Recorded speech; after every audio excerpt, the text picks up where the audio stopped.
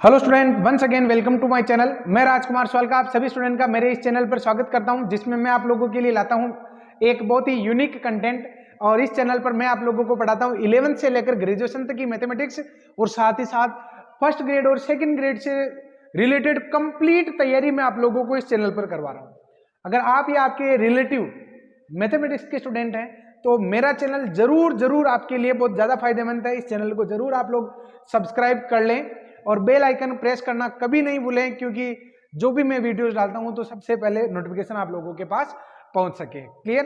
तो स्टूडेंट, यहां पर आज का जो टॉपिक है वो हम स्टार्ट करते हैं। आगे शुरू करते हैं क्लास को, जिसमें एपी, जीपी और एचपी, इसमें आज अपना सेकंड लेक्चर है। फर्स्ट लेक्चर में हमने डिटेल में इसके कॉन्सेप्ट समझ लिए थे, और आज मैं यहाँ पर इसके सोल्ड एग्जाम्पल लेने वाला हूँ। कोशिश करूंगा कि आज सोल्ड एग्जाम्पल कंप्लीट हो जाए, और कुछ एग्जाम्पल आप लोगों को भी देंगे हम। क्लियर? तो मैं स्टार्ट करूंगा यहाँ पर 22 वाले एग्जाम्पल से। मैं कैसे सोचता हूँ ऐसे आप लोग सोचने का प्रयास करें। बीच में केवल वही क्वेश्चन छोड़े जाएंगे जो बिल्कुल ईजी है या फिर रिपीट हो गए हैं। क्लियर? स्टार्ट करता हूं मैं। एबीसी अगर एचपी में है तो ये तीन पद किस में होंगे? इस टाइप के जितने भी क्वेश्चन हैं ये आप लोगों को बहुत परेशान करेंगे, और ये डेफिनेटली ये क्वेश्चन आपको सेकंड ग्रेड में मिलेगा ही मिलेगा। इस टाइप का तीन पद एक सिस्टम में दिए होते हैं और बाकी के तीन पदों का सिस्टम पूछा जाता है। इसकी सबसे बढ़िया जो अप्रोच है, मैं आप लोगों को इस तरीके से सिखाने का प्रयास करता हूं। ध्यान से देखें। एबीसी किस में है? एचपी में। तो मैं आप लोगों को सजेस्ट करूंगा, लेट ए बराबर तो आप मान लीजिए 1, बी बराबर 1/2 मान लो, और सी बराबर मान लो 1/3। क्यों? क्योंकि ये एचपी में मैंने तीन पद मान लिया। आप लोग देख सकते हैं 1 2 3 किस में है? 1 2 3 एपी में है। तो एपी का उल्टा क्या होता है? एचपी होती है। क्लियर? तो मैंने ए बराबर 1 मान लिया, बी बराबर 1/2 मान लिया, और सी बराबर 1/3 मान लिया। क्या ये मैं जो समझाना चाह रहा हूं वो आप लोगों तक पहुंच गई है? क्या बात है? तीन पद आपको एबीसी एचपी में दे रखे हैं और बाकी तीन पदों के बारे में पूछा जा रहा है, तो आपने तीन पद मान लिए एचपी के। बस अब ये जो तीन पद मानने हैं ना, क्योंकि ये तो एचपी में माने, इनका रिजल्ट इसमें रख दो, अभी आपको पता चल जाएगा। तो अगर मैं इसमें पुट करता हूं तो क्या आ जाएगा? देखो, a अपॉन बी प्लस सी, तो 1 अपॉन में b प्लस सी, ये आ जाएगा 5/6। क्लियर? उसके बाद में b अपॉन सी प्लस ए, तो b का मान कितना है? 1/2, और a प्लस सी को अगर जोड़ते हो तो 4/3, और c अपॉन यानी 1/3 अपॉन में a प्लस बी यानी 3/2। अगर मैं इसको सरल करता हूं तो ये कुछ इस प्रकार आ जाएगा, 6/5, और ये आ जाएगा 3/8, उसके बाद आ जाएगा ये 2/9। ये तीन पद आ गए। अब आपको पूरे विश्वास के साथ इन तीन पदों को चेक कर लेना, आपका आंसर एक ही बार में सटीक आएगा। आप एचपी की किसी भी प्रकार की तीन संख्या को, आपका आंसर एक ही बार में सटीक आएगा। ऑब्जर्वेशन से ही पता चल जाना चाहिए कि ये एपी में लग रही है क्या, एपी में तो नहीं लग रही। एपी की तो ऐसे चमकती है, पता चल जाता है अंतर बराबर है कि नहीं है। फिर भी अगर किसी को पता नहीं लगता ना, तो इन दोनों का अंतर निकाल कर देख लो, अभी आपको पता चल जाएगा। जीपी में मध्य पद का देखो, एपी में पता लगाने के लिए सबसे बड़ा तरीका क्या है? यहाँ पर इन दोनों का अंतर निकालोगे ना, तो ये 40 इसका लघुत्तम आ जाएगा। क्लियर? और इन दोनों का अंतर निकाल रहा हूं, ये आ जाएगा 48 माइनस 15, और दिस माइनस दिस करोगे तो 72 आएगा लघुत्तम। यहीं से पता चल जाना चाहिए, इधर तो 72 आ रहा है, इधर 40 आ रहा है, मामला बैठेगा ही नहीं। क्लियर? तो एपी में तो नहीं है। जीपी में है क्या? तो आप लोग क्या करोगे? मध्य पद का वर्ग कर लो, 9/64, और पहले और तीसरे का गुणा कराओगे ना, 18/45 आ रहा है। क्या यहाँ पर ये बैठ पा रहा है? नहीं बैठ पा रहा है, तो जीपी में भी नहीं। अब एक ही चॉइस बची है, एचपी। चेक करो एचपी में कैसे चेक करोगे? सिंस 6/5 का उल्टा 5/6 एंड 8/3 एंड 9/2, इनको अगर चेक करते हैं ना, इसमें देखो अंतर अगर मैं लेता हूं, अंतर ये किस में आ रहे हैं? अगर मैं इन दोनों का अंतर लेता हूं, 8/3 माइनस 5/6, और या फिर यूं मध्य पद का दुगुना कर लो ना, फटाफट पता चल जाएगा। मध्य पद का दुगुना पहले और तीसरे के योगफल के बराबर अंतर ही ले लो। जो मध्य पद का दुगुना भी कैलकुलेशन तो करनी पड़ रही है। तो 8/3 माइनस 5/6 इक्वल में 9/2 माइनस 8/3।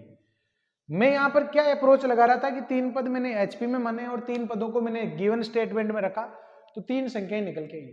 मैं चेक कर रहा हूँ कि किस प्रकार के सिस्टम की, तो एपी की और जीपी की तो ऐसे ही हमने पता लगा लिया। फिर जीपी में जब मैं चेक कर रहा हूँ तो ये आया है, तो क्या यहाँ पर इक्वल लगाऊं या काट दूं, तो मैं लघुत्तम ले लेता हूँ इधर 18। क्लियर। तो ये कितना आ जाएगा, देखो अगर मैंने 18 लघुत्तम लिया ना, 12 ही आ रहा है, सॉरी 12 पे में बैठ जाएगा, तो 3 चौक 12, तो 32 और माइनस में 10, और इधर अगर आप एलसीएम लेते हो 6, तो कितना आ जाएगा, 2 और 3 का एलसीएम आ गया 6।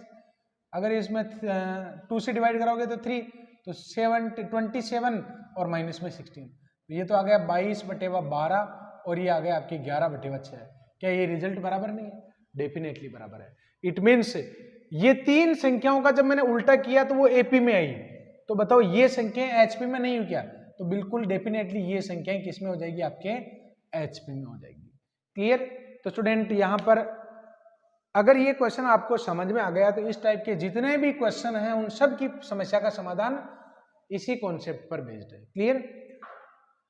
अब मैं आगे बढ़ता हूं और अगला क्वेश्चन आप लोगों को समझाने से पहले मैं आप लोगों को एक एग्जांपल दे रहा हूं, और एग्जांपल क्या है, देखो 2 संख्याएं ले लो, आप कोई भी 2 संख्या ले लो, एक और मान लो 8 ले लो, 2 संख्याएं हम ले लेते हैं, ये ए है और ये बी है। अगर मैं आप लोगों को ये कहूं कि इन दोनों के बीच में 2 समांतर माध्य निकालो, तो 2 समांतर माध्य अगर आपको निकालने हैं तो कैसे करोगे?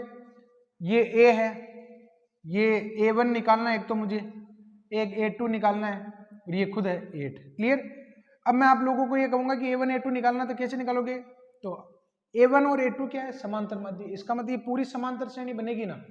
तो अगर आपको A1 के बारे में पूछा जाएगा तो ये क्या होगा? A+D, A+2D। ये क्या है? A+3D, यानी A+3D बराबर कितना दे रखा है? 8। ध्यान से देखना, मैं क्या समझाने का प्रयास कर रहा हूँ। 1 + 3D इक्वल में 8, तो D का मान कितना आ जाएगा? 7/3 आ जाएगा। क्लियर। तो अगर आगे जाना ना, A1 निकालना, तो 1 में 7/3 ऐड कर दो, तो ये कितना आ जाएगा? 10/3, और फिर 10/3 में भी ये ऐड कर दो, तो 17 क्या आ जाएगा? ये 3 आ जाएगा, और 17/3 में अगर आप 7/3 जोड़ते हो तो 8 आ जाएगा। क्लियर। ये A1 A2 निकाल ली। अब मैं क्या करता हूँ, ये की संख्याएं 1 और 8, ये की संख्याएं हैं, इनके बीच में 2 गुणोत्तर माध्य निकाल लेता हूँ। तो 2 गुणोत्तर माध्य अगर आपको निकालने हैं 1 G1 G2 और 8, तो एक बात बताओ, ये अगर आपको गुणोत्तर माध्य की संख्या निकालनी थी, ये Gp तो बनेगी, तो G1 कैसे निकालोगे? इसको R से गुणा करोगे, यानी ये क्या है? AR है, ये क्या है? AR² है, ये क्या है? AR3। It means AR³ equals to 8 है, A की वैल्यू तो 1 है ना, तो 1 × R³ इक्वल में 8, तो R की वैल्यू आ गई 2। तो यहाँ अपनी अगर G1 निकालना तो यह आ जाएगा 2, और यह आ जाएगा आपके 4। तो ये तो मैंने आप लोगों को A1 A2 G1 G2 निकालने की बात की, लेकिन मैं आप लोगों को जो समझाना चाह रहा हूँ वो तो अब है। अगर मैं आप लोगों को ये कहूँ कि समांतर माध्य, जितने भी हमने समांतर माध्य निकाले उन सबको जोड़ दो। अगर समांतर माध्य को जोड़ते हो ना, तो 10 + 17/3 कितना आएगा? 9 आएगा। अच्छा, A+B को भी जोड़ दो, कितना आएगा? 1 + 8, ये भी कितना आएगा? 9 आएगा। क्लियर। अगर मैं आप लोगों को ये कहूँ कि GP की बात की ना, तो AB को गुणा कर, G1 × G2 को गुणा करो, तो 2 × 4 कितना आएगा? 8 आएगा। संख्याओं को भी गुणा करो, 1 × 8 कितना आएगा? 8 ही आएगा। तो मैं आप लोगों को ये सिखाने का प्रयास कर रहा हूँ कि अगर मान लो 2 संख्याएं हैं A और B, उनके बीच में जितने भी समांतर माध्य हैं, उन सभी समांतर माध्यों का योग जो है पहली और तीसरी अंतिम संख्या के योगफल के बराबर होता है, और गुणोत्तर माध्यों का, सभी गुणोत्तर माध्यों का गुणा पहली और लास्ट वाली संख्या के गुणा के बराबर होता है। क्लियर। अब मैं आ जाता हूं इस क्वेश्चन पर। 2 संख्याएं दे रखी है A व B, इनके मध्य समांतर माध्य क्या दे रखा है? A1 और A2। 2 समांतर माध्य दे रखी है G1 G2, तो मुझे A1 + A2 और G1 / G2 निकालना, A1 + A2 / G1 G2 निकालना। क्लियर। तो यहां पर देखो, अगर ये समांतर माध्य है, अगर ये 2 समांतर माध्य है A और B के बीच में, A1 A2 और B, इट मीन्स यहां पर ये होना चाहिए A1 + A2 बराबर A + B, और A G1 G2 B, यहां पर ये क्योंकि GP बन रही है ना, गुणोत्तर माध्य की बात कर रहा हूं, तो यहां पर G1 G2 का जो मल्टीप्लिकेशन है वो किसके बराबर होना चाहिए? AB के। आपको क्या पूछा जा रहा है? This upon this. तो A1 प्लस A2 अपॉन में G1 प्लस G2 ये किसके बराबर आ जाएगा, A प्लस बी अपॉन में AB के बराबर, जो अपने सी ऑप्शन में दे रखा है। क्लियर? तो ये क्वेश्चन हो गया अपने 23 वाला। अब मैं आ जाता हूं 24 वाले क्वेश्चन में, आपको बताना कि ये एपी में है कि जीपी में है। देखो यहां पर, देखो थोड़ा सा अगर आप कॉमन सेंस लगाओगे ना तो अननेसेसरी पार्ट को छोड़ सकते हो, यानी आपको वही तीर वहीं पर लगाना चाहिए जहां पर निशाना आप लोगों को लगता है कि यहां निशाना लग जाएगा। क्लियर? तो तीर उसी दिशा में छोड़ेंगे ना। मुझे बताना कि ये तीनों संख्याएं जो है किस में है, एपी में है कि जीपी में है कि एचपी में। तो देखो यहां पर अगर ये इंटरचेंज होते ना तो सबका ही बेस जो है सेम हो जाता। ये लॉजिक आपको नहीं कह रहा कि बेस 2 यहां पर, ये संख्या ये 2 यहां पर होती ना तो मामला ठीक रहता है। तो ये इंटरचेंज कब पॉसिबल है, आपको ये बात पता होनी चाहिए कि log AB बराबर क्या होता है, 1 अपॉन में log BA होता है। क्लियर? तो आपको इन संख्याओं के बारे में जांच करनी है। मैं आप लोगों को सजेस्ट करूंगा कि आप डायरेक्ट एचपी के बारे में जांच करो। डायरेक्ट किसके बारे में जांच करो, एचपी के बारे में, क्योंकि एपी का उल्टा ही क्या होता है, एचपी होती है ना। तो ये पद अपॉन में अगर आप लिखते हो तो ये क्या बन जाएगा, ये बन जाएगा 1 अपॉन में log 23 और ये log 26। पहले तो मैं इसको ऐसे लिख रहा हूं, अभी तो मैं एपीजीपी के बारे में कोई चर्चा ही नहीं कर रहा हूं, मैंने पहले तो इसको ऐसे लिख दिया। अब मैं आपको ये कह रहा हूं कि ये सिस्टम अब थोड़ा सही नहीं हो गया। अब आप केवल, मैं अगर ये कहूं कि सिद्ध करो कि ये तीन संख्याएं एचपी में है, आप क्या करोगे, इनको ऊपर ले जाओगे और उनका अंतर निकाल लोगे। तो कैसे निकालेंगे, देखो, सिंस यहां log 23, log 26 एंड log 212 में अंतर अगर मैं लेता हूं, अगर मैं अंतर लेता हूं, इट मीन्स सार्व अंतर निकाल रहा हूं, log 26 minus log 23 and log 212 minus में log 26, तो ये आपके आंसर आएगा log 6/3। Clear? It means log 2, log m minus log n को क्या लिख सकते हैं, log m अपॉन n। तो ये आपके आंसर आएगा log 2 एंड 6/3 एंड इधर क्या आएगा log 2 इंटू 12/6। क्या ये log 2 नहीं है, क्या ये log 2 नहीं है, तो फिर बराबर लगाओ ना। तो इसका मतलब हमने कह दिया कि इनका अंतर बराबर है। हमने क्या कह दिया, इनका अंतर बराबर है, किनका, ये नीचे लिखी हुई संख्याओं का। तो बताओ फिर ये 1 अपॉन में लिखी हुई संख्याएं किस में होंगी, एचपी में होंगी। ये बात समझ में आई कि नहीं है? देखो मैंने ये देखा कि ये संख्याएं जो लिखी हुई इनमें आधार किसी का ही समान नहीं था, लेकिन मैंने ये महसूस किया कि 2 जो लिखा हुआ ना, अगर इसको आधार बना दे तो सबका ही सेम तो हो जाएगा कम से कम, इसके मैंने अपॉन में ले लिया। फिर यहाँ पर मैं क्या कर रहा हूँ, इनका अंतर निकाल के देख रहा हूँ। नीचे नीचे लिखी हुई संख्याएं जो है ना, अगर मैं आप लोगों को ये कहूँ कि 1/2, 1/3, 1/4 ये एचपी में है कि जीपी में है कि एपी में है, तो आप यहाँ पर क्या करोगे कि 3 - 2, क्योंकि अगर 2, 3, 4 अगर एपी में है ना तो फिर ये एचपी में होगी। मैं आपको पूछ रहा हूँ कि ये एचपी में है कि नहीं, आप क्या करोगे, इसका उल्टा करोगे, 2, 3, 4 फिर अंतर निकालोगे इन दोनों का और इन दोनों का। अगर ये अंतर बराबर आता तो ये 2, 3, 4 तो हो जाएंगे एपी में और 1/2, 1/3, 1/4 किस में हो जाएंगे, एचपी में हो जाएंगे। तो यहाँ पर देखो ना ये किस में आ गया, मैं चेक कर रहा हूँ कि ये किस में है, तो मैंने इनका अंतर लेकर देखा। जब इनका अंतर लिया तो पता चला कि इनका अंतर तो समान है, तो इनका अंतर समान है, अपने पास तो ये है ना, तो फिर इसका क्या हो जाएगा, ये एचपी हो जाएगी। क्लियर? तो स्टूडेंट यहाँ पर अगर तीन संख्याएं एपी में होती है तो उनका व्युत्क्रम किस में होता है, एचपी में होता है। क्लियर? अब मैं आ जाता हूं देखो 25 वाले क्वेश्चन में। 25 वाले क्वेश्चन में आप लोग देखो 5 संख्याएं दे रखी A B C D E, इस प्रकार है कि ए बी सी तो एपी में है, ध्यान से देखना, ए बी सी एपी में है। बैठ जाता हूं मैं, बैठे बैठे बता देता हूं ये वाला क्वेश्चन। तो देखो 5 संख्याएं ए बी सी डी इस प्रकार है कि ए बी सी एपी में है, ठीक है, बी सी डी जीपी में है, सी डी ई यानी ए बी सी एपी में है, बी सी डी जीपी में है, सी डी ई एचपी में है, और ए बराबर कितना दे रखा है 2 और ई बराबर कितना दे रखा है 18। तो बी सी डी के मान निकालो, यानी ये ए बी सी डी में 5 संख्याएं हमें दे दी, ये 5 संख्याएं हैं जिसमें से ए और ई का मान दे दिया और 3 संख्याओं के मान पूछ रहा है बी सी डी के। मैं इसको ऑप्शन से ही करने वाला हूं। कैसे? देखो ये बी सी डी तो है, बी सी डी के मान क्या होंगे, तो ये सब बी सी डी तो है। अपनी संख्याएं क्या है, A B C D E. ए का मान हमें क्या दे रखा है, 2 दे रखा है, और ई का मान कितना दे रखा है हमें, 18 दे रखा है। सबके आगे पीछे 2 और 18 लिख दो ताकि वो पांचों संख्याएं आपको एक साथ दिख जाए। अब देखो रिजेक्शन के मूड में आ जाओ कि कौन सा ऑप्शन गलत होगा। देखो ऑप्शन वो गलत ऑप्शन वही सही होगा जिसमें ए बी सी एपी में बन जाए, बी सी डी जीपी में हो और सी डी ई एचपी में हो। बस ये आपको चेक करना है। तो यहां पर देखो क्या ए बी सी एपी में है, 2 2 6 नहीं है, पहला ऑप्शन कैंसिल हो गया। क्लियर? दूसरे ऑप्शन में चलते हैं। क्या ये 2 4 6 एपी में है? बिल्कुल एपी में है 2 4 6, क्योंकि ये ए बी सी हुई ना। अब चेक करो अगर ये एपी में है तो बी सी डी जीपी में होनी चाहिए। बी सी डी जीपी में है क्या, तो मध्य पद का स्क्वायर पहले और तीसरे के गुणा के बराबर आ रहा है। देखो ना 36 और 9 चौका 36 जीपी में भी आ गई। तो यहां पर ये आंसर मुझे सही लग रहा है। अभी मैं एचपी की जांच नहीं कर रहा हूं, मैं एक बार इनको देख लेता हूं कि ये एपी और जीपी में ही फेल हो जाए तो बात एचपी तक बढ़े ही क्यों।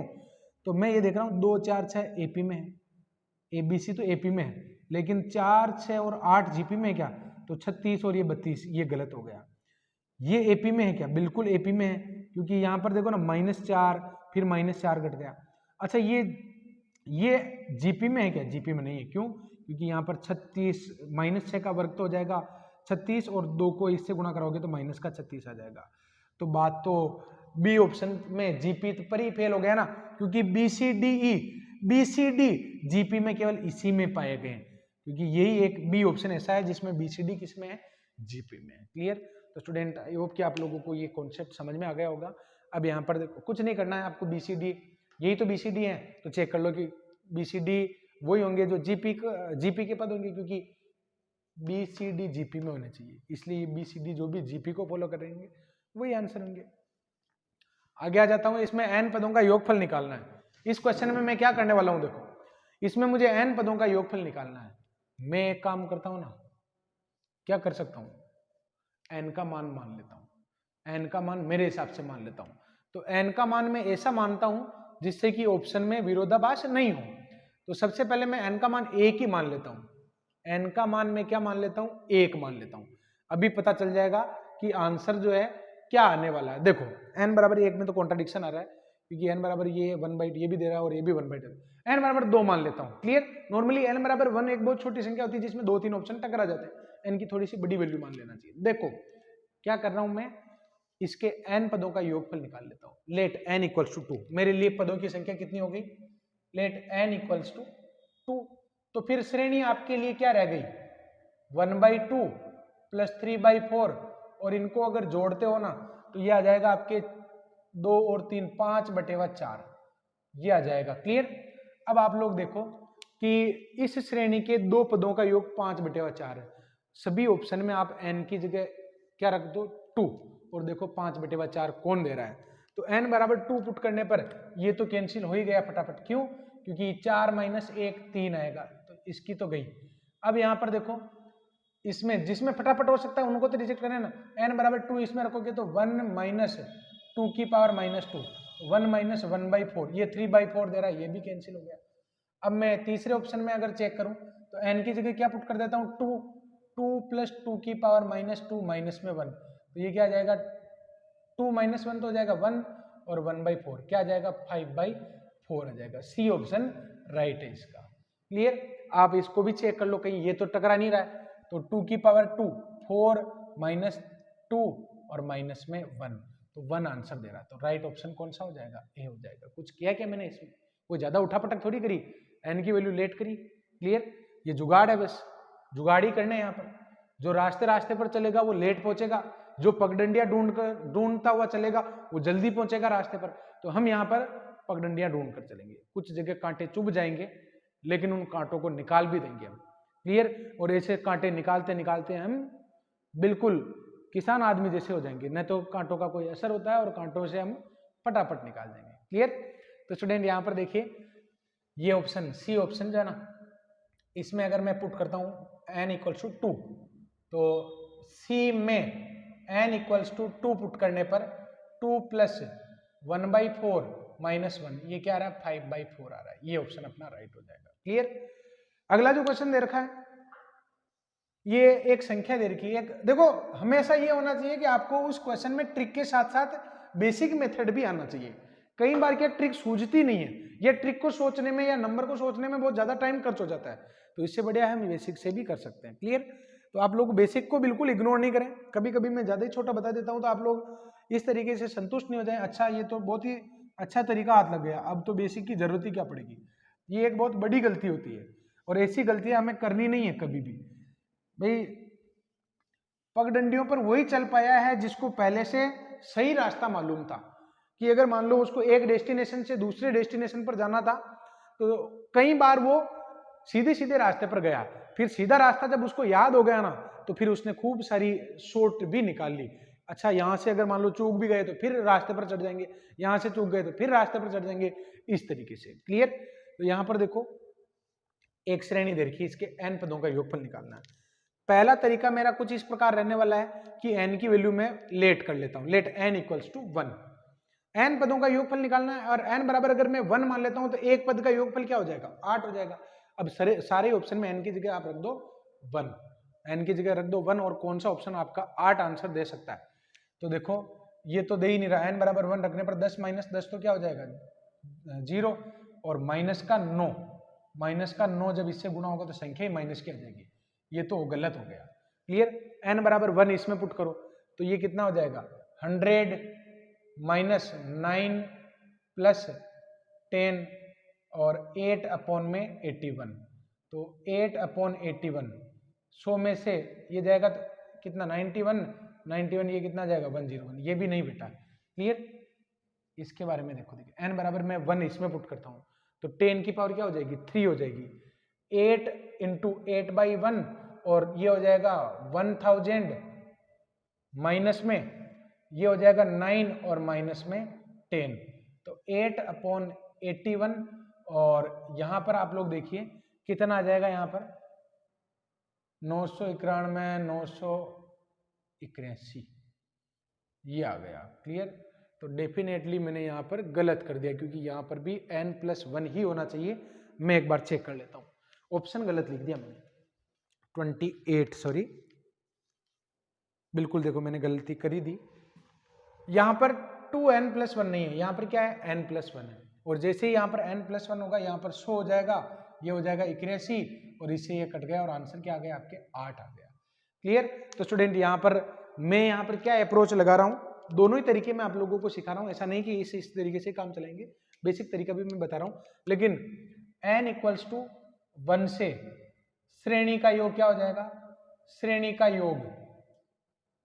योग हो जाएगा अपने 8, जो ए ऑप्शन में ए में n बराबर 1 रखने पर भी 8 आता है, तो ये इसका राइट आंसर है।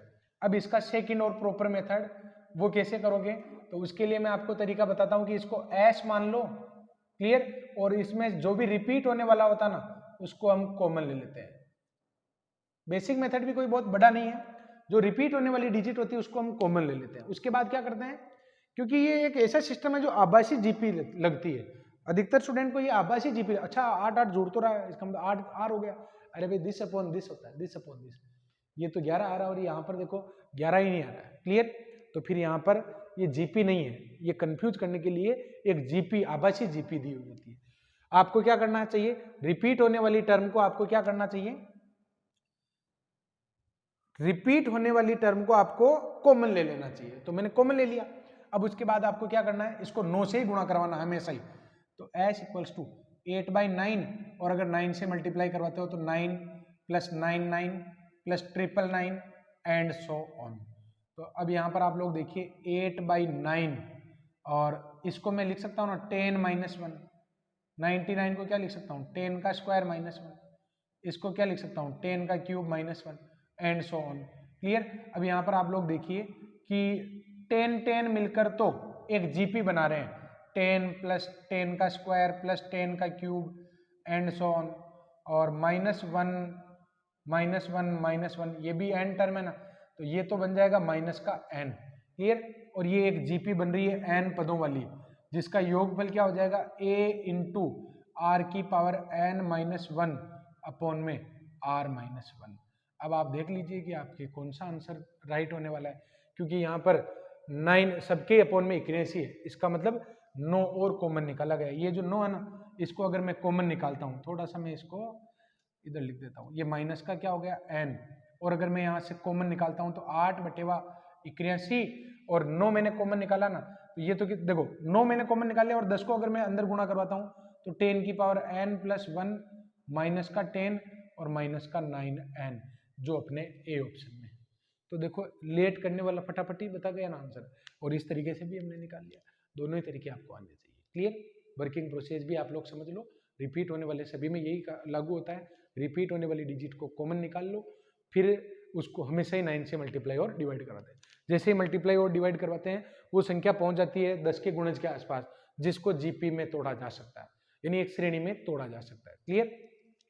अब यहाँ पर हम अगला क्वेश्चन ले रहे हैं 30 वाला, और इसमें मुझे क्या करना, देखो 100 से लेके 10,000 के मध्य वे सभी संख्याएं जो पूर्ण गण है, n³ टाइप की संख्या है, उन सभी संख्याओं का योगफल चाहिए। अब इस क्वेश्चन को आपको कैसे करना है, आपको ये देखना है कि 100 और 10,000 के बीच में 100 के जस्ट बाद में पूर्ण गण संख्या कौन सी है और 10,000 से जस्ट पहले की पूर्ण गण संख्या कौन सी है। बीच वाली तो सभी आएगी। तो यहां पर आप लोग देखिए कि 100 से 10,000 के मध्य n³ वाली संख्याएं ये कुछ इस प्रकार आ जाएगी। देखो पहली तो आ जाएगी आपके 4 का क्यूब तो आएगा ही नहीं, क्योंकि वो तो 64 ही हुआ। एक तो आ जाएगा 5 का क्यूब, एक आ जाएगा 6 का क्यूब, एक 7 का क्यूब। तो ये कब तक चलता रहेगा, तो केवल आप लास्ट वाले पद का अंदाजा लगाओ, तो 10,000 से कम होना चाहिए। तो देखते हैं, देखिए 10 का क्यूब तो कितना होता है, 1,000 ही होता है, यानी अभी दूर है। हम यहाँ पर 20 का क्यूब निकालते हैं, 20 का क्यूब कितना होगा, तो 20 का क्यूब 20 का स्क्वायर तो हो गया ये, और 20 का क्यूब अगर हमें निकालना तो ये हो गया 8,000, अभी दूर है ना। अब यहाँ पर निकालो आप 21 का क्यूब अगर मैं निकालता हूँ तो 21 इंटू 21 ये तो हो गया 441, और अगर मैं इसको गुणा करता हूँ तो 441 और 882 आ जाएगा, 162 और 9 9,261, यानी एक 9,261 तो 21 का क्यूब है। कहीं 22 का क्यूब तो इसमें शामिल नहीं है, तो 22 का वर्ग तो हो गया 484, जिसको अगर मैं 22 से गुणा करवाता हूँ ये हो जाएगा 8, 6 और 9 और 968। तो क्या आंसर आ जाएगा 8 और 8 और 6 14, 16 और ये आ जाएगा अपने 10। 10,668 तो ज्यादा हो जाता ना, यानी यहाँ पर अंतिम संख्या क्या आएगी अपने 21 का क्यूब। क्लियर। अब यहाँ पर आप लोग देखिए कि मुझे इन सभी संख्याओं का योगफल निकालना है, तो एक एक को जोड़ भी सकते हैं, लेकिन एक एक को अगर जोड़ते हैं ना तो बहुत ज्यादा टाइम खर्च होगा। और वैसे अगर मान लो कुछ भी नहीं सूझता है तो बैठे बैठे क्या करोगे, अगर मान लो यही क्वेश्चन पेपर में आ जाता है, बाकी के क्वेश्चन नहीं आ रहे इसके पास पूरा समय, फिर क्या करें, कोई फॉर्मूला सूझ नहीं रहा तो जोड़ ही लेते हैं। ठीक है। क्लियर। अब आप लोग देखिए कि मुझे इसका रिजल्ट निकालना है, कैसे निकालूंगा, तो मैं आपको एक फॉर्मूला सजेस्ट कर रहा हूँ कि ये फॉर्मूला होता था मैंने आपको फर्स्ट लेक्चर में बताया था, 1 का क्यूब, 2 का क्यूब, 3 का cube and so on. n cube जब होता है ना तो इसका फॉर्मूला होता है n इंटू n प्लस 1/2 इसका होल स्क्वायर। बट ये फॉर्मूला तभी एप्लीकेबल होता है जब यहाँ पर स्टार्टिंग 1 से हो। स्टार्टिंग कहाँ से हो, 1 से हो। अपने तो क्यूब टाइप की तो संख्या आ रही है, लेकिन 1 से स्टार्टिंग नहीं है। तो एक काम करते हैं ना, कुछ ऐसा कॉम्बिनेशन बनाते हैं जिसमें इसी को 1 से स्टार्टिंग में लिखा जा सके। कैसे, क्या मैं इसको ऐसे लिख सकता हूँ, 1 का क्यूब, 2 का cube, 3 cube and so on 21 का क्यूब, माइनस में से एक्स्ट्रा कौन सी आ गई, 1 2 3 4 वाली, 1 cube, 2 cube, 3 cube and 4 cube. अब आप लोग देखो कि यही संख्याएं दिस माइनस दिस करोगे तो ऊपर वाली तो आएगी।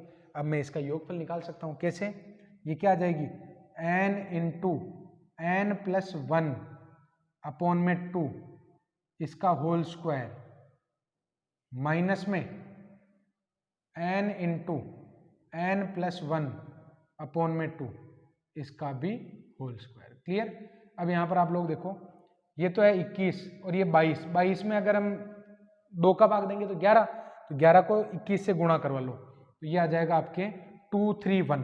तो यहाँ पर क्या आएगा 231 इसका स्क्वायर माइनस में ये कितना हो जाएगा 2, क्योंकि 4/2 2 इंटू 5 10, 10 का स्क्वायर कितना हो जाएगा 100 आ जाएगा। बस आपको कुछ नहीं करना, 231 को 231 से गुणा करो और 100 में से लेस करवा देंगे। तो 231 मल्टीप्लाई बाई 231 अगर मैं करता हूँ 231 और ये आ जाएगा अपने 396 और ये आ जाएगा अपने 462, तो 163 और 5 53,361 माइनस 100, तो ये आ जाएगा 53,261। देखो 53,261 इसका राइट आंसर है। क्लियर।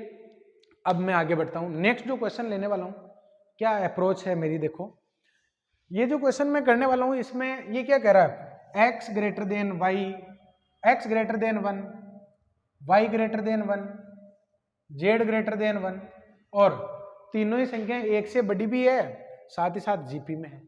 क्लियर। तो मुझे बताना कि ये तीनों संख्याएं किस प्रकार की होगी। पहला ही सवाल मैंने आप लोगों को बताया था कि कुछ ऐसा करिए, कुछ ऐसा सिस्टम लेट करिए कि संख्याएं दी हुई हो और बाकी का निकाल लो। तो आपको अब की बार ये तीनों संख्याएं जीपी में दे रखी है, साथ ही साथ ये एक से बड़ी भी होनी चाहिए। यानी आप लेट करो तो ये ध्यान रखना कि एक्स वाई जेड तीनों ही एक से बड़ी होनी चाहिए। और किस में होनी चाहिए, जीपी में।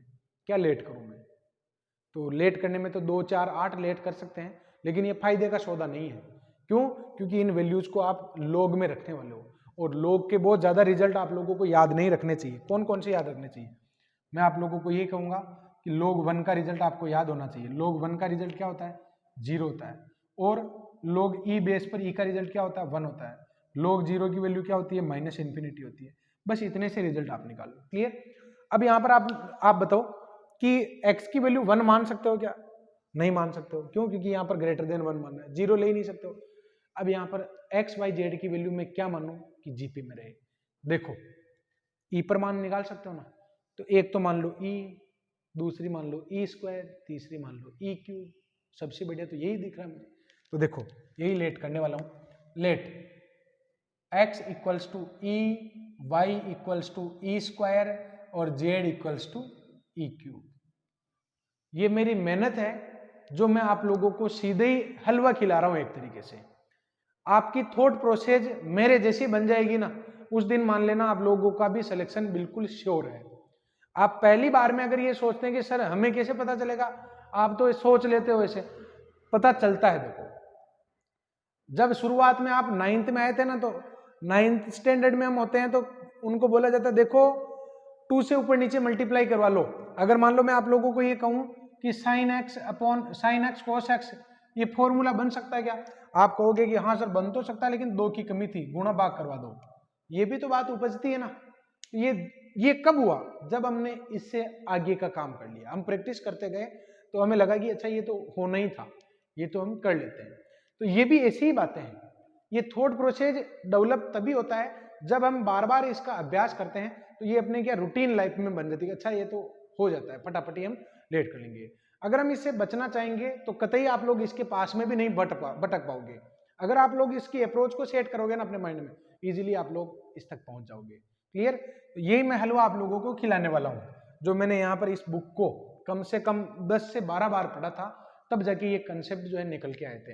अब ये कंसेप्ट मैं आप लोगों को ऐसे कैसे प्रोवाइड करवा रहा हूँ। देखो एक्स वाई जेड मैंने जीपी में 3 संख्याएं मान ली, आप देख सकते हो this upon this and this upon this बराबर आ रहा है। अब आप इन संख्याओं में रख दो। अगर मैं इसमें पुट करता हूं तो ये आ जाएगा 1 प्लस log e, और ये क्या आ जाएगा 1 अपॉन में 1 प्लस log e स्क्वायर, और ये क्या आ जाएगा 1 प्लस में log e क्यूब। अच्छा log e की वैल्यू तो कितनी हो जाएगी, 1 हो जाएगी। log e स्क्वायर का क्या करोगे, log e square 2 log e बन जाएगा। क्या बन जाएगा 2 log e, log e की वैल्यू तो 1, तो यानी 2 आ जाएगा ना। तो आप लोग देखिए कि आपने जो संख्याएं रखी है वो 1/2 बन चुकी है, 1/3 बन चुकी है, 1/4 बन चुकी है।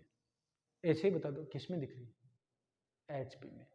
2 3 4 एपी में नहीं है क्या, तो फिर 1/2 1/3 1/4 किस में होंगे, एचपी में होंगे। क्या किया आपने, फटाफट ही आ गया काम। क्लियर। एक मेथड आपकी बुक में दे रखा है, उसको भी आप लोग फॉलो करें। क्लियर, जो भी आपको ठीक लगे। एबीसी जीपी में देखो, एबीसी जीपी के प्रथम 3 पद है। क्लियर, तो माना पहले जीपी के 3। अच्छा, मैं यहाँ पर पर्टिकुलर जीपी के 3 पद नहीं मान सकता हूँ, क्योंकि इसमें आगे का सिस्टम एक न्यूमेरिकल दे रखा है। एबीसी जीपी के प्रथम 3 पद है। एबी का हरात्मक माध्य 12 है, बीसी का हरात्मक माध्य 36 है, तो ए का मान कितना होगा। क्लियर। अब यहां पर देखो, जीपी की 3 संख्याएं, माना ए बी, जीपी में ए बी सी, ये इस प्रकार मान लेता हूं मैं, ए आर और ए आर स्क्वायर, कुछ इस प्रकार मैंने मान लिया। Clear. According to question, a b का एच एम, यानी इसका और इसका H M, according to question a b का एच एम, यानी एच एम क्या होता है, 2ab upon a plus b. Clear, it means 2a AR upon में a प्लस AR इक्वल में कितना दे रखा है हमें, 12 दे रखा है। तो यहां से a कॉमन आके कट जाएगा ना, तो यह जाएगा 2AR अपॉन में 1 प्लस आर इक्वल में क्या आ गया, 12 आ गया। एंड BC का HM कितना दे रखा है, 36। ये BC इसका HM यानी 2AR और AR स्क्वायर अपॉन में AR plus AR square equal में कितना दे रखा है, 36 दे रखा है। अब आप यहां पर देखिए, ऊपर से AR कॉमन आ रहा है और नीचे से भी AR। नीचे से AR अगर मैं कॉमन लेता हूं ना, ऊपर वाले AR को काट देगा, बचेगा क्या, 2AR स्क्वायर अपॉन में 1 प्लस आर इक्वल में 36। क्लियर। अच्छा, इसको भी काट सकते थे, यहाँ 6 लिख दो बराबर में, 2 से इसको काट दिया, 2 से 36 को काटोगे तो ये भी कितना आ जाएगा, 18 आ जाएगा। मुझे a का मान निकालना है, अब तो निकल ही जाएगा ना। देखो, this divided by this, r आ जाएगा, फिर r को रखेंगे a भी आ जाएगा। इक्वेशन फर्स्ट है ये, और ये इक्वेशन में सेकंड। क्लियर। तो यहाँ पर मैं क्या करने वाला हूँ, equation second divided by equation first.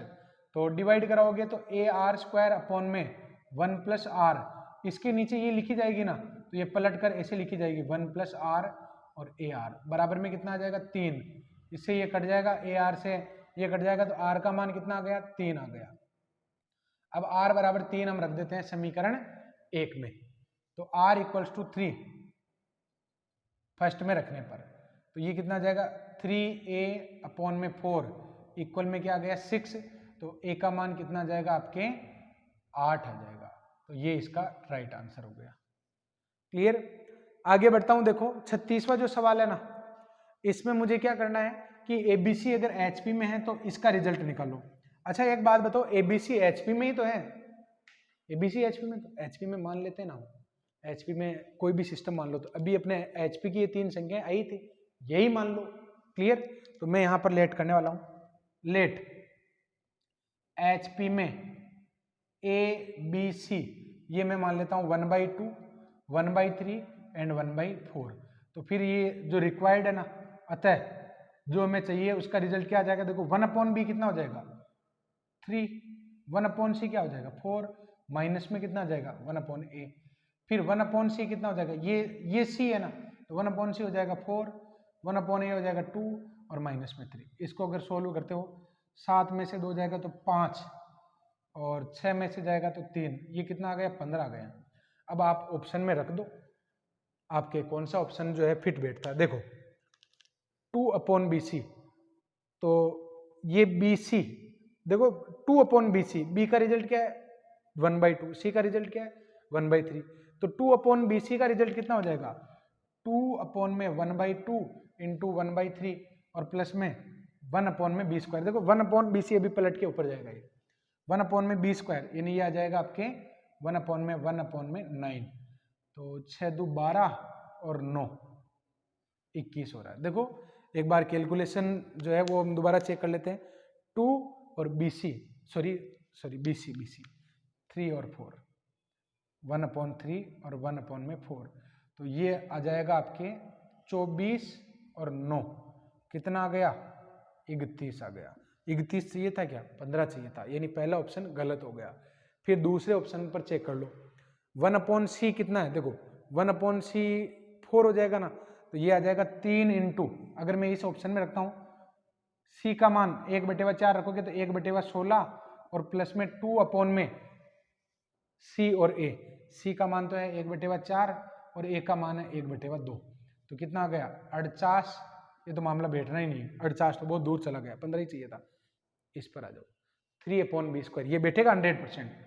3/b², तो b² ये है 1/9 माइनस में 2 में ab यानी 1/2 और 1/3, तो 27 माइनस 18, 27 माइनस 12 कितना आ जाएगा, ये 15 आ जाएगा। कौन सा ऑप्शन दे रहा है, ये ऑप्शन दे रहा है। क्लियर, तो सी ऑप्शन, यही ए बी सी, सी में रखने पर, सी में रखने पर क्या आंसर आ जाएगा 3 में 1/9 माइनस में 2 में 1/2 into 1/3, it means 27 minus 12 which is equals to 15। तो सी ऑप्शन हमारा राइट हो जाएगा। आगे बढ़ता हूं, देखो नेक्स्ट जो क्वेश्चन हमें करना है उसमें आप देखो दो संख्याओं के मध्य आर एक समांतर माध्य है, यानी एक समांतर, दो संख्याओं के मध्य एक समांतर माध्य है जिसको क्या नाम दिया जा रहा है, आर नाम दिया जा रहा है। और P तथा Q दो गुणोत्तर माध्य है, तो P³ प्लस Q³ किसके बराबर होगा, ये मुझे निकालना है। एक मेथड तो आपके उसमें दे ही रखा है, उसको आप ऑब्जर्व करेंगे। मैं यहां पर क्या मानने वाला हूं, दो संख्याएं मान लेता हूं। दो संख्याएं मान लो सबसे पहले, तो मेरे फायदे की जो संख्याएं हैं वो मैं मानूंगा, जिसमें मुझे समांतर माध्य और हरात्मक माध्य निकालने में ज्यादा टाइम नहीं लगे। देखो लेट दो संख्याएं, वो क्या मान लेता हूं मैं, 1 और 8। 1 और 8 ही क्यों मान रहा हूं, अरे भाई 1 और 8 मानने के पीछे 1 और 2 ही मान लेते ना तो मान सकते थे और बिल्कुल परफेक्ट आंसर आ जाएगा। लेकिन मैं ये सोच रहा हूं कि जब मान ही रहे हैं, ट्रिक से क्वेश्चन को कर रहे हैं ना, तो क्वेश्चन का पूरा रीड करने के बाद ही करना चाहिए। इन दोनों संख्याओं के बीच में मुझे एक समांतर माध्यम निकालना है जिसमें मुझे कोई देरी नहीं होगी, क्योंकि दोनों को जोड़कर 2 का भाग देते ही पहले आर का मान आ जाएगा। लेकिन दोनों के बीच में मुझे दो गुणोत्तर माध्य निकालने होंगे। अब दो गुणोत्तर माध्य अगर मान लो कैलकुलेशन से निकाले जाएंगे तो घाटे का सौदा हो जाएगा। तो यहाँ पर आप लोग देखो ना कि हमने जो दो संख्याएं मानी है उनके बीच में दो समांतर माध्य 2 और 4 फटाफटी बता दूंगा, 1 2 4 8। क्लियर, इसलिए मैंने ये मानी है।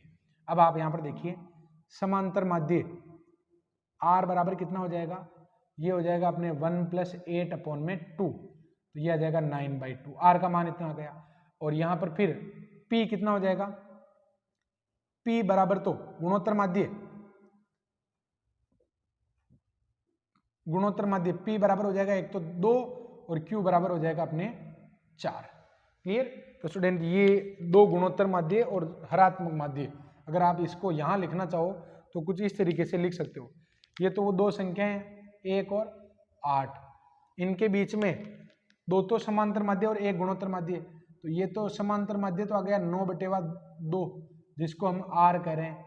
क्लियर, और इसके दो गुणोत्तर माध्य क्या आ गए, G1 बराबर तो आ गया 2 और G2 बराबर क्या आ गया अपने 4 आ गया। क्लियर, तो 1 2 4 8 GP बन रही है, 1 9/2 और 8 ये AP बन रही है। क्लियर, तो कुल मिला के बात ये थी, एक बार मैं वापस पढ़ता हूं। देखो दो संख्याओं के मध्य R एक समांतर माध्य है, P और Q उनके बीच में दो गुणोत्तर माध्य है। तो मैं आप लोगों को ये सजेस्ट करूंगा कि मैंने ये कैसे सोची संख्याएं, मैं आप लोगों को ये कहूंगा कि आप लोग पहले 4 संख्याएं लिखो जो जीपी में हो, 2 4 8 और 16 ये संख्याएं लिख दो। क्लियर, और अब मान लो ये एंडिंग वाली, क्यों, क्योंकि जब आप दो गुणोत्तर माध्य निकालोगे ना तो आपकी सुविधा रहेगी, 4 और 8 हो जाएंगे। तो मैंने संख्याएं ये सोची थी 1 2 4 और 8, अगर ये संख्याएं हैं तो मैंने 1 और 8 दो संख्याएं मान ली, तो फिर उनका गुणोत्तर माध्य 2 4 फटाफटी निकल जाएगा ना, इस वजह से। क्लियर, तो दो संख्याओं के मध्य समांतर माध्य R कहा जा रहा है, गुणोत्तर माध्य को P और Q कहा जा रहा है, तो P³ और Q³ निकालना है। तब P³ प्लस Q³ कितना हो जाएगा, 2³ प्लस 4 का क्यूब कितना हो गया, 4 चौक 16 64 8 72। क्लियर, अब कौन सा ऑप्शन इसको सेटिस्फाई कर रहा है, तो PQR देख लो, देखिए ये PQR 2PQR, तो 2 × 9/2 × 2 × 4, तो इससे ये कट जाएगा 9 8 72। यही ऑप्शन बैठ गया आपने, एक ही बार में बैठ गया। क्लियर? तो किस्मत अच्छी होती है तो पहली बार में तीर निशाने पर लग जाता है। देखो, सिंस ए ऑप्शन 2PQR, इसमें 2P की वैल्यू 2 है, Q की वैल्यू 4 है, R की वैल्यू 9/2 है, इससे ये कट जाएगा और ये कितना आ जाएगा 72 आ जाएगा। तो इसका 37 का ए ऑप्शन हो जाएगा। फिर मैं आगे बढ़ता हूं। देखो, दो संख्याओं के समांतर माध्य A1 A2 है। क्लियर? दो संख्याओं के समांतर माध्य A1 A2 है। देखो, एक मैं बात बताना चाहता हूं आपको, आप क्या कि सोल्ड एग्जाम्पल, अच्छा एसआर श्रेणी में भी कर ही तो रखे हैं ये कि एग्जाम्पल सर करवा रहे होंगे। मैं यहाँ पर आप लोगों को ये कहूंगा कि एसआर श्रेणी में से मैं क्वेश्चन ही लेने का प्रयास करता हूं, मैं आप लोगों को कुछ नया सिखाने का प्रयास कर रहा हूं। क्वेश्चन इसमें बहुत लार्ज स्केल में दे रखे हैं, इस वजह से मैं आप लोगों को ये कहता हूं कि एसआर श्रेणी अगर आपने पढ़ ली ना, उसके बाद आपको 11th-12th की बुक उठाने की आवश्यकता नहीं पड़ेगी, आपको अदर क्वेश्चन उठाने की आवश्यकता नहीं पड़ेगी, क्योंकि इसमें क्वेश्चन की भरमार दे रखी है। आईआईटी तक के क्वेश्चन इसमें मिल जाते हैं। क्लियर? आईआईटी के जो पेपर आते हैं ना, उनके क्वेश्चन भी अटेम्प्ट किए जा सकते हैं, इसलिए बहुत अच्छी बुक है। ये बात अलग है कि इसको पर्टिकुलर आरपीएससी सेकंड ग्रेड और फर्स्ट ग्रेड ऊपर नहीं लिखा गया, केवल इतनी कमी रह रही है। अगर जिस दिन यहाँ पर RPSC first grade second grade भी इस पर लिख देंगे ना, ये मार्केट में और भी बम्पर बिकेगी। क्लियर? तो क्योंकि किसी को पता होता है, किसी को पता नहीं होता, तो उनको सजेशन देना पड़ता है कि आप लोग ये वाली बुक पढ़ लीजिए, आपका काम हो जाएगा। फिर भी वो यूं सोचते हैं, सर इसमें तो एक्सरसाइज ही बहुत सारी दे रखी है, आप भी तो नौकरी लगना चाहते हो, सेकंड ग्रेड फर्स्ट ग्रेड की नौकरी भी तो लगना चाहते हो, तो क्या आप हल्का फुल्का खा के ही आप लोग नौकरी लग जाओगे क्या? आप लोगों को फुल मेहनत करनी पड़ेगी, और इसके लिए आप लोगों को ABC जितनी भी एक्सरसाइज दे रखी है, लास्ट वाली तो नहीं, लेकिन फिर भी A, B और C, B अगर यहां तक आप कर लेते हो तो आप मानो कि आप बहुत अच्छे ट्रैक पर चल रहे हो। क्लियर? दो संख्याएं, इनके दो समांतर माध्य है A1 A2, दो गुणोत्तर माध्य है G1 G2 और दो ऋणात्मक माध्य है H1 + H2।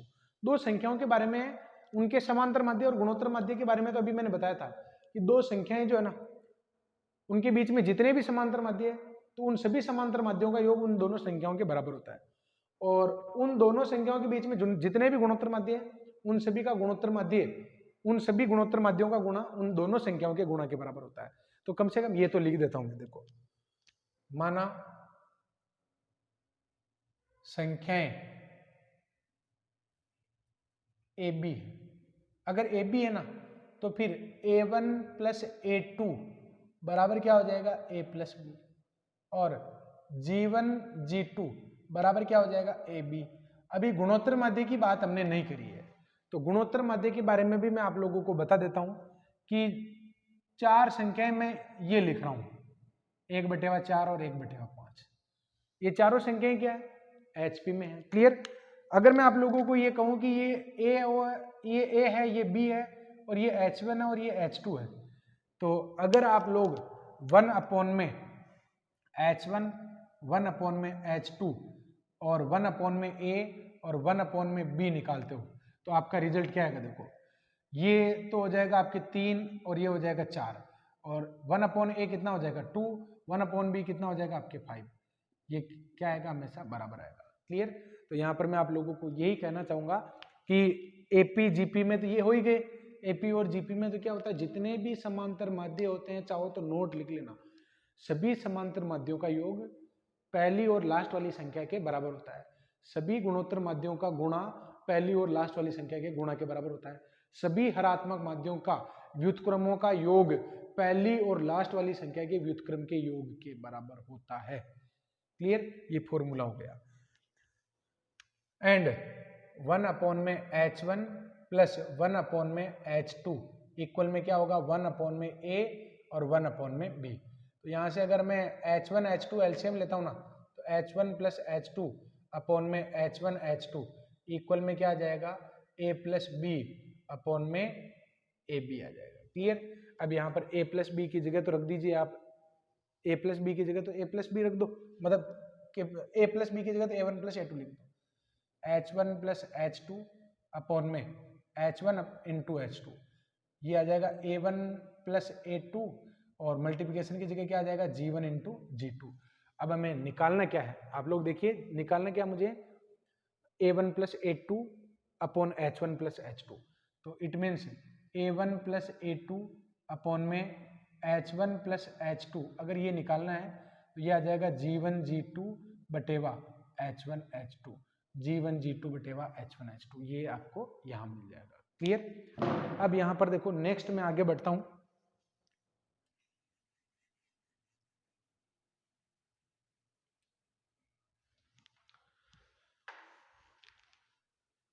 फोर्टी वाला जो क्वेश्चन है, log 2 कोमा log 2 की power x minus 1 comma log 2 की पावर x प्लस 3 एपी में है, तो x का मान क्या होना चाहिए? क्लियर? x का मान क्या होना चाहिए ये मुझे बताना है। अच्छा, तीन संख्याएं एपी में दे रखी है, तो बताओ एपी में क्या होता है? मध्य पद का दुगुना पहले और तीसरे के योगफल के बराबर होता है ना। क्लियर? इट मीन्स एपी में है, एपी में है, अतः मध्य पद यानी 2 log 2 की पावर x माइनस 1 पहले और तीसरे के योगफल के बराबर होगा। इट मीन्स log 2 और प्लस में log 2 की पावर x और प्लस में 3। क्लियर? क्योंकि दोनों ही तरफ log है, तो log अगर कंपेयर हो जाएंगे ना तो log हट जाएगा। तो कंपेयर तभी होंगे तब जब दोनों तरफ से बराबर बराबर में log आए। तो इस पावर को तो मैं ऊपर भेज देता हूँ, ये आ जाएगा log 2 की पावर x माइनस 1 का होल स्क्वायर, और ये क्या आ जाएगा log m into n, it means 2 की पावर x प्लस 1 और प्लस में 6। कैसे किया मैंने? अरे भाई log m इंटू एन नहीं हो गया क्या? यूं लिख दो log m और इंटू एन, दोनों तरफ से तो log घट जाएगा, और ये क्या आ जाएगा 2 की पावर 2x माइनस 2 इंटू 2 की पावर x और प्लस में 1 बराबर में इधर भी क्या आ जाएगा 2 इंटू 2 की पावर x और प्लस में 6 आ जाएगा। मुझे रिजल्ट किसका चाहिए? मुझे रिजल्ट चाहिए यहाँ पर x का, तो आएगा। अभी देखते हैं किस तरीके से इसका रिजल्ट निकाला जा सकता है। ये 2 की पावर x का होल स्क्वायर है ना, a स्क्वायर, और ये इधर आएगा तो माइनस में 4 इंटू 2 की पावर x, और ये क्या आ जाएगा माइनस का 5 इक्वल में 0। क्लियर? अच्छा स्टूडेंट, यहाँ पर ये एक द्विघात समीकरण बन रही है, बस आप लोग इसको देख नहीं पा रहे हैं, मैं इसको देख पा रहा हूँ, आपको भी दिख जाएगी थोड़ी देर के लिए। इसको a मान लो, 2 की पावर x को अगर मैं a मान लेता हूँ तो a स्क्वायर माइनस 4a और माइनस 5 इक्वल में 0 नहीं होगी क्या? और जिसके दो गुणनखंड क्या हो जाते हैं, a माइनस 5 और a प्लस 1 बराबर 0। बस आपका काम हो गया। तो यहाँ पर गुणनखंड कर दीजिए, बस इसके गुणनखंड क्या हो जाएंगे 2 की पावर x माइनस 5 एंड 2 की पावर x प्लस 1 इक्वल में 0। क्लियर? आपको आंसर मिलने ही वाला है। बस मैं अगर यहाँ पर थोड़ा सा कम लिख रहा हूँ तो आप अपनी सुविधा अनुसार बढ़ा सकते हैं। देखो एक कंडीशन तो क्या होगा 2 की पावर x माइनस 5 इक्वल में 0, ये क्या होगा 2 की पावर x बराबर में -1, और यहाँ से क्या होगा 2 की पावर x बराबर 5। मुझे एक बात बताओ, मैं आप लोगों को चॉइस देता हूँ, यहाँ पर आपको एक संख्या लिखनी है और आंसर -1 बताना है। तो आप इसमें प्रयास करो, देखिए n का मान क्या रखोगे -1 आ जाए। आप यहाँ पर 1 रखोगे नहीं आएगा, 2 रखोगे नहीं आएगा, 3 रखोगे नहीं आएगा, 4 रखोगे बिल्कुल नहीं आएगा। जैसे जैसे आगे बढ़ रही हो संख्या तो बड़ी होती जा रही है, थोड़ा छोटा होने का प्रयास करो। अगर -1 रखते हो, -2 रखते हो, -3 रखते हो, कुछ भी रखते हो, 2 की पावर -1 रखोगे ना, 2 की पावर -1 क्या होगा 1/2 होगा, पॉजिटिव हो जाएगा। यानी आप घात माइनस की रखोगे तो घात तो नीचे आकर पॉजिटिव हो जाएगी, टोटल आंसर तो पॉजिटिव हो जाएगा ना। यानी आपके नेगेटिव आंसर कभी आएगा ही नहीं। अगर मान लो 2 की पावर अगर आधार धनात्मक है ना, तो घात के आधार पर कभी भी ऋणात्मक आंसर नहीं आता है। तो इसका मतलब ये तो नॉट पॉसिबल है, ये तो क्या हो जाएगा नॉट पॉसिबल। और फिर एक ही तो पॉसिबल रहा, और जो पॉसिबल रहा ना उसको क्या करोगे, इसका रिजल्ट आप कैसे निकालोगे? इसके लिए आप एक काम करो, ये दोनों तरफ log ले लो, log 2 की पावर x बराबर में क्या हो जाएगा log 5 हो जाएगा। क्लियर? तो स्टूडेंट यहाँ पर या फिर एंटी लॉग डायरेक्ट इधर लिखोगे ना तो x बराबर आ जाएगा आपके log 2/5। ये तो 2 बन जाता है और ये क्या बन जाएगा 5। 2 तो क्या बन जाएगा बेस बन जाएगा। क्लियर? log 2/5 किस में दे रखा है बी में दे रखा है, एक ही बार में आंसर आ गया। क्लियर? अब मैं आगे बढ़ता हूँ। देखो 42 वाले क्वेश्चन में क्वेश्चन क्या है और मैं इस क्वेश्चन को कैसे करने वाला हूँ, पूरा फोकस बोर्ड पर होना चाहिए और मेरे शब्दों पर होना चाहिए। एपी में पीवा क्यूवा और आरवा पद जीपी के संगत पदों के बराबर है। यानी ये कह रहा है AP का Pवा पद और GP का Pवा पद बराबर है, AP का Qवा पद और GP का Qवा पद बराबर है, AP का Rवा पद और GP का Rवा पद बराबर है। क्लियर? और इन पदों को कहा जा रहा है ये XYZ है। तो यहां पर मुझे इसका रिजल्ट निकालना है। देखो यहां पर मैं क्या सोचने वाला हूं, एक ऐसी सीरीज सोचो जिसमें AP और GP बिल्कुल समान हो। तो देखो माना श्रेणी, माना AP व GP, ये मैं मान सकता हूं ना, 2 2 2 मान लो, 1 1 मान लो। मैं तो कहूंगा कि 1 1 मानो, 2 2 क्यों मानते हो आप लोग? देखो क्या ये AP है कि नहीं है? AP नहीं है क्या? ये बताओ क्यों नहीं है? है यहां पर अंतर 0 आ रहा है, अंतर 0 आ रहा है, AP है। GP है कि नहीं है? ये GP है कि नहीं है? 2/2 1 आ रहा है, 2/2 1 आ रहा है। क्लियर? अगर मैं आप लोगों को ये कहूं कि AP का प्रथम पद क्या है, AP का Pवा पद क्या है? 2 है। मतलब अगर ये Pवा पद है तो AP का प्रथम पद क्या है? 2 है। GP का प्रथम पद भी 2 है, AP का दूसरा पद 2, GP का दूसरा पद भी 2, AP का तीसरा पद भी 2 है और GP का तीसरा पद भी क्या है? 2 है। क्वेश्चन ये तो कह रहा था AP में AP का Pवा और GP का Pवा पद बराबर होना चाहिए, AP का Qवा और GP का भी Qवा, AP का Rवा और GP का Rवा पद बराबर होना चाहिए। और वो पद क्या है? X, Y और Z है। क्लियर? अतः अब मैं इसको और छोटा कर देता हूं, हालांकि और कोई उद्देश्य नहीं है, यूं नहीं कि बात उनसे नहीं हो रही होगी इसलिए 1 1 मान लिया। भाई जब मानना ही है तो 1 1 मानो ना। देखो अब भी ये AP है, अब भी ये GP है। क्लियर? और ये XYZ अब भी है क्योंकि अंतर 0 का है, R का मान 1 है, तो फिर ये XYZ हो गए ना। क्लियर? अब XYZ अगर ये हो गए, अतः x की पावर में y माइनस जेड, y की पावर में z माइनस एक्स, z की पावर में x माइनस वाई। तो x की वैल्यू तो क्या आ गई? 1, 1 माइनस 1, 1 माइनस 1, 1 माइनस 1। तो 1 की पावर में क्या आ गया? 1 की पावर में 0, 1 की पावर में 0, 1 की पावर में 0। आंसर क्या आ गया? 1 आ गया। क्लियर? अब स्टूडेंट यहाँ पर 44 वाला क्वेश्चन मैं लेने जा रहा हूँ, और 44 वाला जो क्वेश्चन है ना, इसमें क्या करा कि A1 A2 A3 dash dash dash AN ये AP में है। क्लियर? तो मुझे इसका रिजल्ट निकालना है। देखिए यहां पर ये एक AP दे रखी है और मुझे इनका रिजल्ट निकालना है। तो मैं एक काम करता हूं ना, n बराबर 3 मान लेता हूं। n बराबर क्या मान लेता हूं? 3 मान लेता हूं। लेट n इक्वल्स टू 3 है, यानी मैं 3 पदों की AP मान लेता हूं। एंड A1 बराबर 1 मान लेता हूं, A2 बराबर 2 मान लेता हूं और A3 बराबर 3 मान लेता हूं। इसमें क्या दिक्कत है? मैंने क्या गलत किया?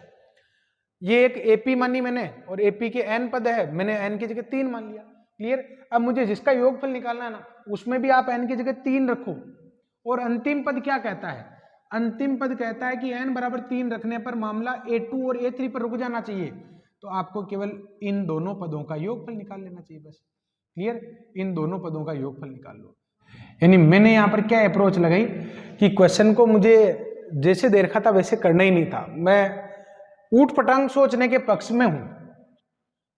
यानी जितने ज्यादा जुगाड़ करोगे ना उतना ही मुझे खुशी होगी, क्योंकि मैं आप लोगों को रास्ते पर चलने के साथ साथ ही उस ट्रैक को बदलना भी आप लोगों को सिखाना चाहता हूं। मैंने n बराबर 3 क्यों माना? मेरी मर्जी, n बराबर 3 मैंने पद मान लिए। क्लियर? और तीनों ही पद मैंने AP के भी मान लिए। अब मुझे देखना है कि मुझे इसका योगफल निकालना है। तो मैंने n बराबर 3 माना, तो अंतिम पद क्या कह रहा है कि A2 और A3 पर रुक जाओ। तो मैंने देखा कि A2 और A3 तो यही है ना, यानी इन दोनों पदों का योगफल निकालना है। तो आप लोग केवल किसका निकालोगे? 1 में A1 A2 प्लस 1 में A2 A3। तो 1 में 1 इंटू 2 यानी 1 इंटू 2 और 1 में 6। अगर आप यहाँ पर 6 लघुत्तम लेते हो ना, तो ये आ जाएगा आपके 3 + 1 यानी 2/3 आ जाएगा आंसर। अब कौन सा ऑप्शन आपका 2/3 दे रहा है? A1 इंटू A2, ये तो हो जाएगा 2, और 3 - 1 ये भी क्या आ जाएगा? 2। तो 2/2 ये तो गलत हो गया। इसमें n की जगह आप रखोगे 3, तो ऊपर तो आ गया 2, और A1 प्लस A3 लिखोगे ना, क्योंकि n बराबर 3 माना है, तो 2 ऊपर तो 2 है, सही चल रहा है। A1 प्लस A3 ये कितना आ जाएगा? A1 प्लस A3 4 आ जाएगा। तो 2/4 नहीं बेटा, 1/2 आ गया। इसमें रखो, देखिए n की जगह मैं रख देता हूँ 3, तो ऊपर तो आ गया 2, और A1 माइनस A3, तो A1 माइनस A3 ये भी नहीं बेटा, अब इसमें बैठ जाना चाहिए। देखो n की जगह 3 रखोगे ना, तो 3 - 1 और A1 इंटू A3, तो 1 इंटू 3, 2/3 इसका आंसर हो जाएगा। तो कौन सा ऑप्शन राइट हुआ? ये ऑप्शन राइट हुआ। फिर कैसे लिखूंगा? ऑप्शन डी में रखने पर, ऑप्शन डी में रख दो n-1 अपॉन में a1 इंटू a3, तो 3 - 1 और 1 इंटू 3, 2/3 इसका राइट आंसर है। क्लियर? तो स्टूडेंट यहाँ पर मैं सोल्ड एग्जाम्पल आप लोगों को करवा रहा हूँ और बिल्कुल इस तरीके से आप लोगों को करवा रहा हूँ कि आप लोगों की किसी भी क्लास में आप लोगों को नहीं बताए जाते होंगे। अगर आप कोई भी ऑफलाइन क्लास ज्वाइन करके, अगर मान लो कहीं भी ऑफलाइन क्लास आपने ज्वाइन कर रखी है ना, आप मुझे फील कर पाओगे कि ये कुछ अलग कर रहा हूं मैं आप लोगों के लिए। क्लियर? कोई कहीं यहाँ पर आप लोगों की ऑफलाइन क्लास के कंपैरिजन यहाँ पर नहीं हो सकती है, क्योंकि सबकी सोच अलग अलग है। और क्योंकि मैं रिसेंटली जो एग्जाम का जो पैटर्न चल रहा ना, उस पर आप लोगों का थॉट प्रोसेस जो है डेवलप करने का प्रयास कर रहा हूँ। 44 तक के एग्जाम्पल हो गए, मैंने बिल्कुल ध्यान से आप लोगों को समझाया है। अब यहाँ पर देखते हैं और कौन कौन से एग्जाम्पल हमें लेने हैं। कुछ एग्जाम्पल अगर आप लोगों को दिए जा सकें, मैं बच जाऊं इसमें। क्लियर? तो यहाँ पर अब स्टूडेंट नेक्स्ट लेक्चर में मैं एक्सरसाइज के क्वेश्चन लेने वाला हूँ। मैं आप लोगों को बता देता हूँ कि कुछ क्वेश्चन जो मैंने छोड़े हैं ना, उसमें जैसे 44 वाले का मैं बात कर लेता हूँ। कुछ क्वेश्चन मैं आपको ऐसे ही समझा देता हूँ, मेरा काम थोड़ा हल्का हो जाएगा। AXYZ B अगर आपने खोल रखी होगी तो बात पहुंच जाएगी, अदरवाइज आप सुन लो। क्लियर? AXYZ B AP में है, x + y + z 15 है, AXYZ B HP में भी है, तो 1/x + 1/y + 1/z बराबर 5/3, वो संख्याएं क्या होगी? तो यहाँ पर हमें क्या करना है? ऑप्शन से करना है। ए और बी मानकर तीनों के समांतर माध्यों का योग 15 जो होगा ना, वही अपने राइट आंसर होगा। देखो ए बी मान लो भाई, हमें क्या दे रखा है? x + y + z बराबर क्या दे रखा है? 15 दे रखा है। अब आप लोग, हमें ए बी तो निकालनी है, तो ए बी ये संख्याएं होंगी ऑप्शन में से, फिर देखो कि कौन सी संख्या जो है अपने x + y + z बराबर 15 को सेटिस्फाई करती है। थोड़ा सा टेढ़ा है, आप लोग समझने का प्रयास करेंगे। अगला जो सवाल है 45वें में n की वैल्यू मान लेना। क्लियर? n की वैल्यू 1 मान लेना, हो जाएगा आपका क्वेश्चन बिल्कुल डेफिनेटली। उसके बाद में जो 46वां क्वेश्चन है, उसमें मैं आप लोगों को ये कहूंगा कि n बराबर 3 मान लेना। n बराबर क्या मान लोगे आप? 3 मान लोगे, और समांतर श्रेणी जो x1 x2 x3 हो जाएगी ना, उसके 3 पद मान लेना। यही मान लेना आप लोग, ये इसी तरीके से, ये का ही क्वेश्चन है। क्लियर? उसके बाद 47 वाले में भी आप लोग n की कोई भी वैल्यू मान लो, 100% हो जाएगा। इस तरीके से आप मानते मानते लास्ट तक पहुंच जाओ। क्लियर? तो स्टूडेंट ये क्वेश्चन हो गए अपने आज।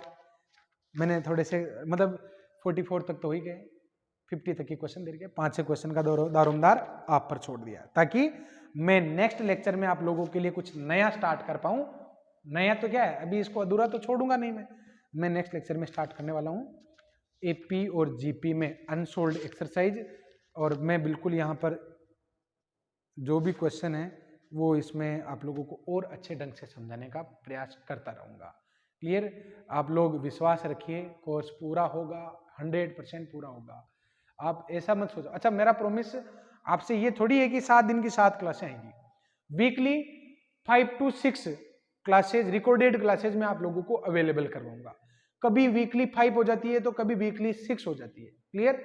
वैसे 6 ही होती है, लेकिन कभी कभार क्या होता है कि वो सैटरडे और मंडे का जो सिस्टम है ना, वो मेरा गड़बड़ हो जाता है। क्यों? क्योंकि मैं सैटरडे को अधूरा छूट जाता है, तो फिर कभी मूड नहीं होता, तो फिर वो मंडे को नहीं आ पाता है। तो आप लोग वीकली उम्मीद करें कि 5 to 6 आपकी डेली क्लासेस होती है, और 1 आवर प्लस की होती है, यानी ऑफलाइन में 3 घंटे की और अपनी 1.5 घंटे की क्लास बिल्कुल बराबर है। क्लियर? तो कम तो हम बिल्कुल भी नहीं पढ़ रहे हैं, हम कहीं ज्यादा पढ़ने का प्रयास कर रहे हैं और बिल्कुल यूनिक ट्रैक पर हम चल रहे हैं। क्लियर? तो आप लोग भी मेरे साथ मिलकर तैयारी करते रहे। हम मिलते हैं नेक्स्ट लेक्चर में कुछ नए कॉन्सेप्ट के साथ। तब तक के लिए धन्यवाद। Thank you.